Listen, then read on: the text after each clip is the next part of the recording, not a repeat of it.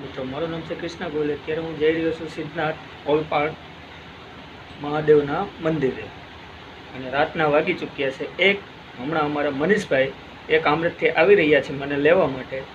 એ આવે પછી અમે બે સિદ્ધનાથની ટૂર કરવા માટે નીકળવાના છીએ। નમસ્કાર।